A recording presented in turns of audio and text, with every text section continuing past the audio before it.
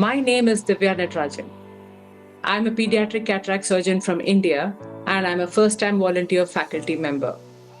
My story is one of transformation, and it begins in Mongolia.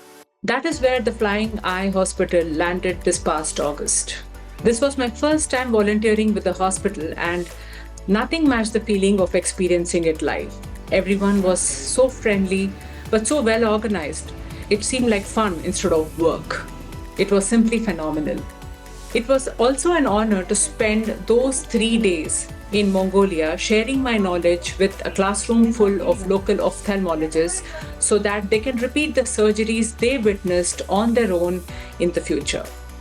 The first day on the ground, we see patients at a local hospital. It is my job to find good teaching cases that would be the most educational for the local doctors. And this is where we meet the hero of my story. Gunj is a 4-year-old girl who had cataracts in both eyes.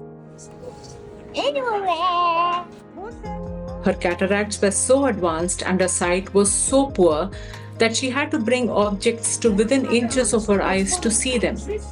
As her condition worsened, Gunj stopped going to preschool.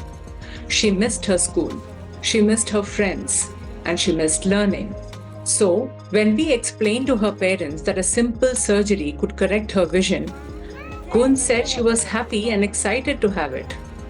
She wasn't scared at all because it meant she could go back to school. When a child expresses that kind of an emotion, it can be very profound. I was deeply touched by Gunj.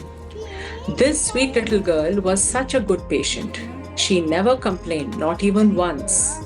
But that might have been because of Seymour, the Orbis teddy bear, generously donated by Omega.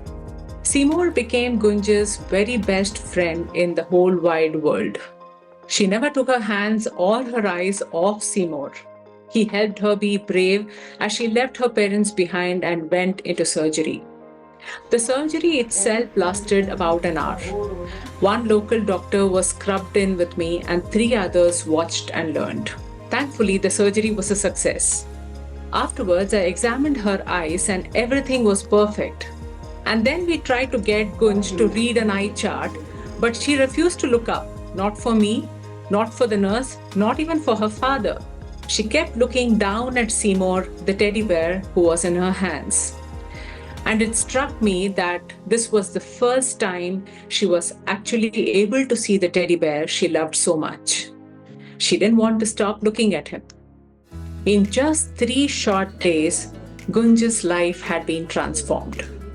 When we first met her, she was in danger of living an isolated, uneducated life. But because of the Orbis Flying Eye Hospital and a second surgery she will have under the care of one of the local doctors, Gunj is once again an energetic little girl, and her parents can once again envision her living a happy, independent life.